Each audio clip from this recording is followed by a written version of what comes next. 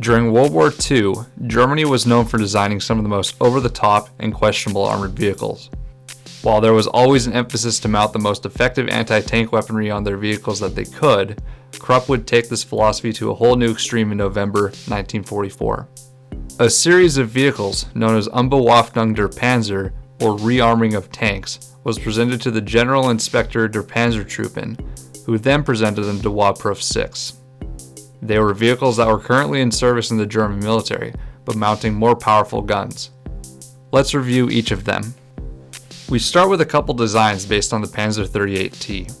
The first was essentially a light tank mounting a 7.5cm KWK-40 L48 gun, or even the 8cm PAW low-pressure gun in the BW turret, which is essentially the Panzer IV turret. It would have weighed 16 tons and would have mounted the 220 horsepower Tatra 103 V12 diesel engine. The Jagdpanzer 38T was already putting excessive stress on the suspension at 15 tons, and due to the increase to 16 tons, it would have been even worse. Trust me, this is a recurring issue with these designs in general.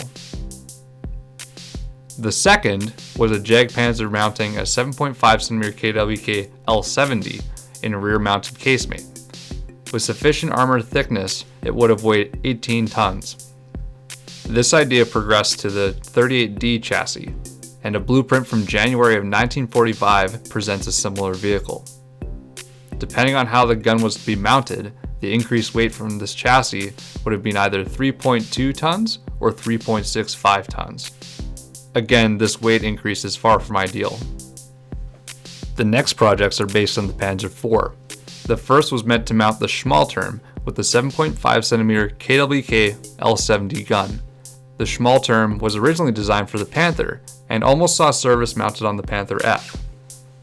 In this case, a lighter Schmalturm with only 50mm of frontal armor would also replace the BW term of the Panzer IV. The Schmalturm would weigh about a ton more than the BW term, but the Panzer IV-J was already suffering at a weight of 28 tons. The Jagdpanzer version mounted the 8.8cm L71, again in a rear-mounted casemate. We know the frontal armor of this casemate would have been 60mm thick at 60 degrees from vertical, but we're uncertain how much heavier it would have weighed. A previous version of this vehicle from early of 1944 had a front-mounted casemate, containing the gun in a rigid mount. For a gun this powerful, it would have had some serious issues, even before the weight increase is considered. Onto the Panther. The rearmed version had its turret ring diameter increased from 1650mm to 1750mm in diameter, and mounted a larger version of the Schmalturm turret. This turret had a frontal bulge, which allowed the mounting of the 8.8cm L71 gun. This vehicle is often mistaken as the Panther II, but it was a completely different project from a couple of years prior. This new turret and gun on the Panther would only increase its weight by a ton, but like the Panzer IV, the Panther had plenty of reliability issues already, especially its final drive. The Jagdpanther rearmament was for the 12.8cm L55 gun, like other previous designs in a rear-mounted casemate.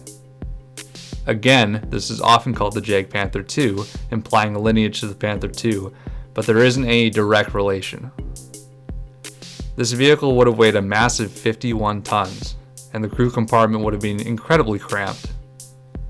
Combining this with the two-piece 12.8cm ammunition, the rate of fire would have been significantly reduced from its original variant. The last two proposed vehicles are on the Tiger II. This one, likely the most infamous thanks to War Thunder, would have mounted the massive 10.5cm KWK L68 gun in the Tiger II's turret. In order for this gun to be functional, it would have to use two-piece ammunition, and a second loader would have to be fitted into the turret, bringing the turret crew up to 4 people. Like the rearmed Jagdpanther, this would have had a much slower rate of fire, but this gun would have been quite impressive. Of course, the Tiger II's powertrain was already struggling heavily, and the turret would probably need to be redesigned. The final proposal, while the largest, ironically would have been the most realistic. It was simply a Jagdtiger with a longer gun, and in addition to the superstructure to help store the gun in transport. Of course, as the Jag Tiger was the heaviest vehicle in service in World War II and had the same struggles as the Tiger II it was based on, even if this was accepted, it would have had even worse reliability, and the Jag Tiger already had pretty limited production. Let's summarize all of these proposals. The Panzer IV designs were never reviewed as the production of the vehicle was to be ceased. With exception to the Jag Tiger, all of the Jag Panzers would have had immense reconfiguration due to the rear-mounted casemates. Even the remaining vehicles would have delayed production if initiated, which the Germans could not afford at the end of the war. While these designs are fun to look at and consider in hindsight, they would have by no means been practical for the Germans to implement.